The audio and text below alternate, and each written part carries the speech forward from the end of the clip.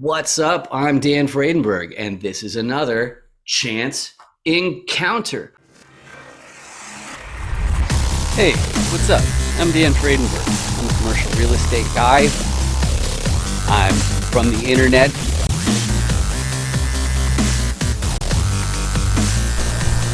We're seeing more properties like this being built in front of a house that's going to be torn down soon. I understand that there are power lines that are getting kind of close. What's up again? This is Dan Fredenberg, and that there is a commercial real estate building.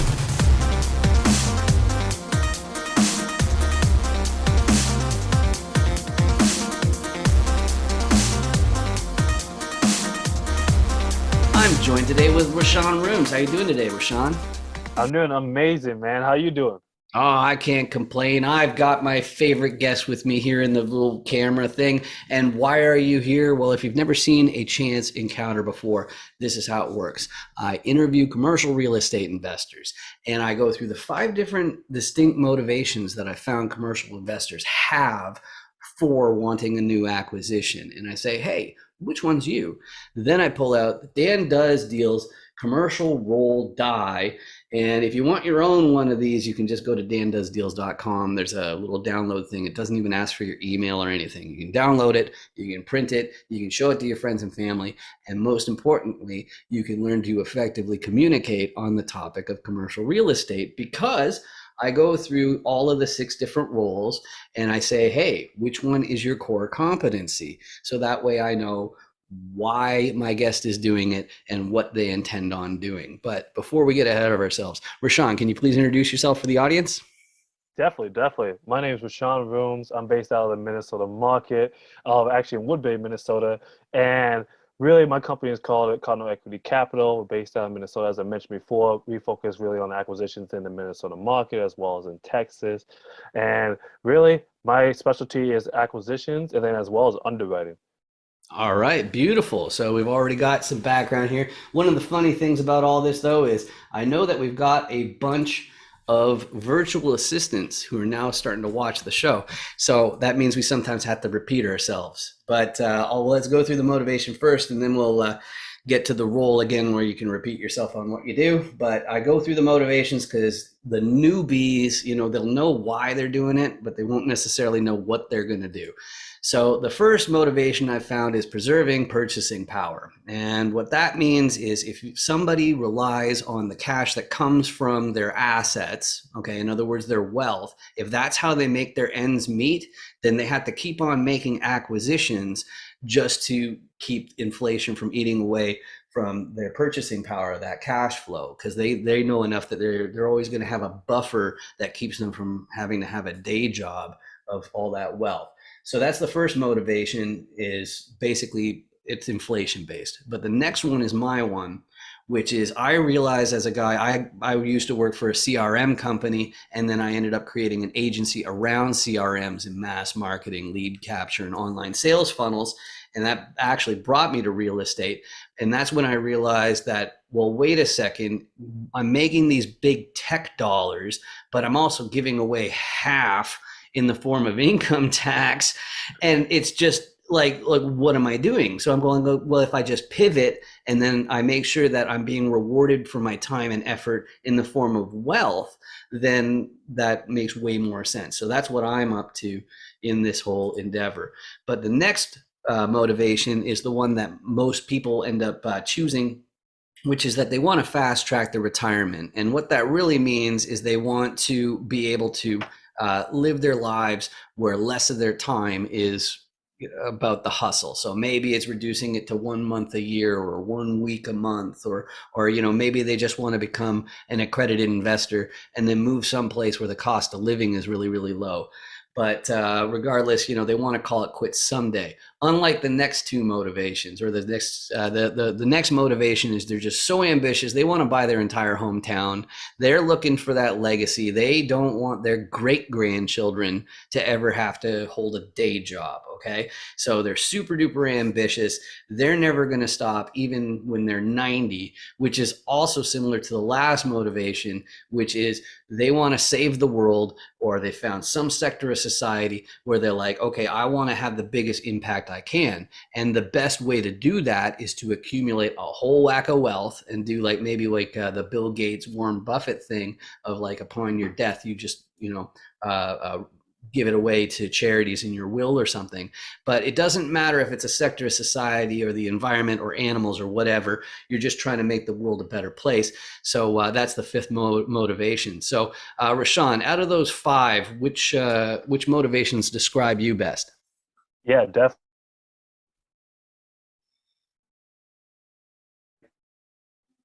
My motivation, and the first one is trading time and money for wealth. To be honest with you, when I started getting to my W-2 job after college and kind of running track and field, I was talking to a couple of family friends, and they were mentioning that they worked 40 years, and then they're still the lifestyle that they had when they were working is not the same when they went into retirement. It was less, and I was like, that's not something that I want to encounter. That's not something I want to do, right? And so I said, I need to do something that's going to offset that. I want to be able to continue my lifestyle that I have if I do continue working a W-2 job for 20, 30 years, right? But then have the same lifestyle, even better lifestyle when I retire.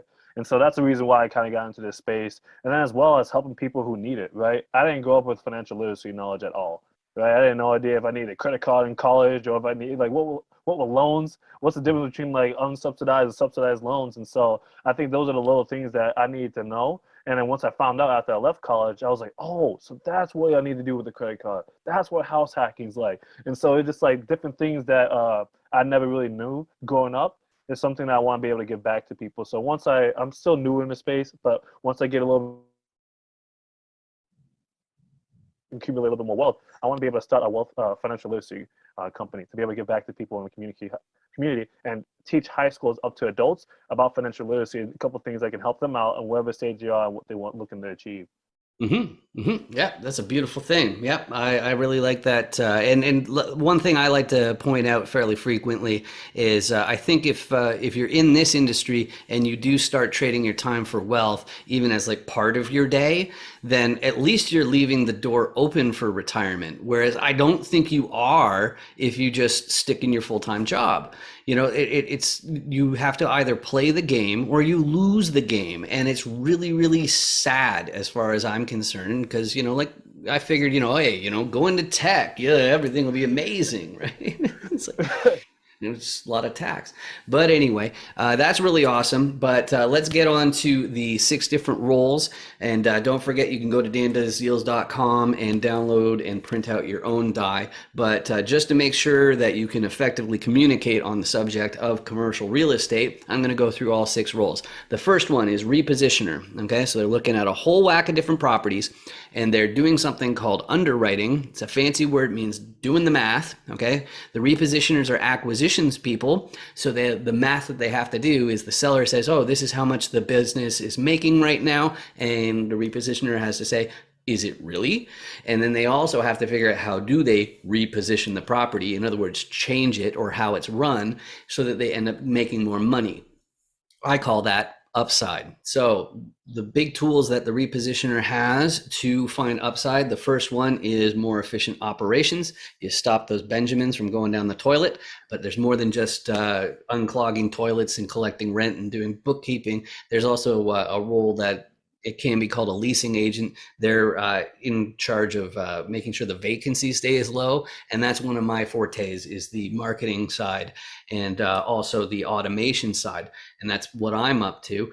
But operations, it's usually not going to be enough upside for the repositioner to really be able to make many acquisitions unless they're stabilized. But they're probably going to do a value add as the second trick to get more upside. They basically make the apartment units nicer, or like, it could be any commercial property. So they make the units nicer so they can charge more in rent. And then that way the repositioner forces an increase of value in the building and the actual cash flow that comes in from it. But if you're a repositioner like me, you're also going to need a local. Okay, I'm from the internet, so I'm not going to show up when there's a problem, at least not in an hour or two. So you got to have your boots on the ground. They're the accountability part for contractors, and for the operations team, making sure this stuff's going on. But there's still one more part that the repositioner can do to end up finding more upside. Maybe they can get better financiers. Okay, it's the banks. They have to go to the bank. Like these guys here, they seem to be the owners, but of course the banks are involved as well.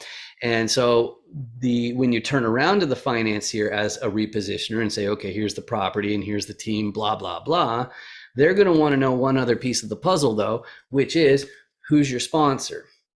Who's the KP? They're going to want to know who's the person who already owns a similar asset, okay? So even if you're worth billions and you want to get a 1,500 unit apartment complex, for example, if you want to get a loan to purchase it, you have to have somebody in the fold who already owns a similar asset, or you will not be eligible for the loan.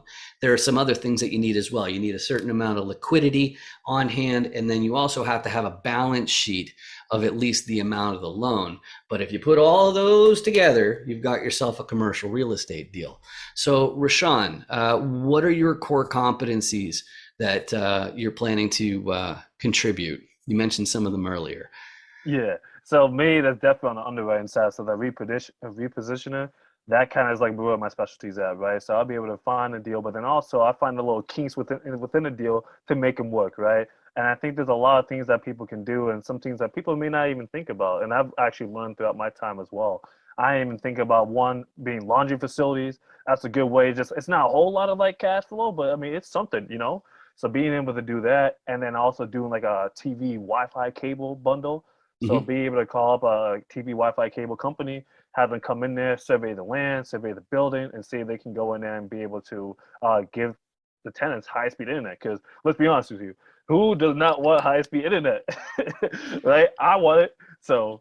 Oh man, yeah, I couldn't handle being without it. It's so funny. I'm the type. Well, I used to live in Taiwan, right? So it's like the tech that they had there was amazing, and it was like dirt cheap too. But yeah, I definitely hear that part. But like the other thing too is I think that landlords we frequently get a bad reputation for being tightwads.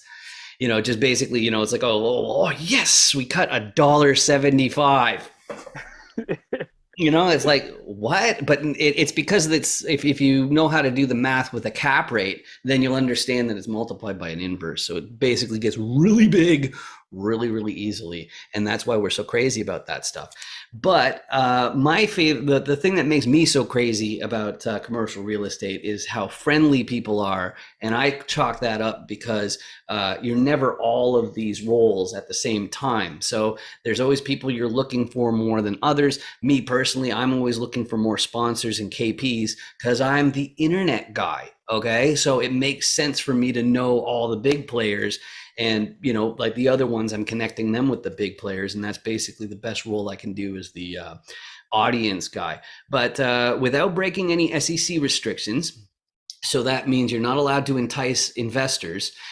Who are you best suited to help in real estate? Who's the best person in the camera to reach out to you, Roshon? Yeah, definitely. People who need help sourcing deals, and then also who just have a bunch of deals coming to the plate and they don't have time to underwrite it, right? I'll be that person for you. I'll be able to filter out those deals, figure out which ones are good, which ones are not good, which ones to pursue. That's the person I want to be able to help out. So if you're the type of person like, oh my gosh, I got all these brokers hitting me up and I can't underwrite all these deals, talk to me, and then I'll be able to help you out and be able to underwrite some of those deals for you. All right, beautiful. And as far as an ideal property, so when commercial real estate investors are talking to each other and they want to know, it's like, what's your perfect property? There's really 3.5 things that they're asking. The first one's the geography. Okay, so like what state's it in, what county's it in. The second one is the unit count. All right, you're going to have to know the unit count regardless of what kind of commercial real estate it is. And then the third one's class. And I said there's 3.5 because that's split into 2. and they use the same word for both. There's a class for the condition of the building on one side, and then there's another class which is for the area it's in, as far as, like crime rate, vicinity of schools, like all that sort of stuff. And both of them, just like school, are ranked, like A, B, C, B plus, B minus, all that sort of stuff. So Roshon, as far as the property where it's easier to say yes, it's more difficult to say no, what would you love people to bring more of?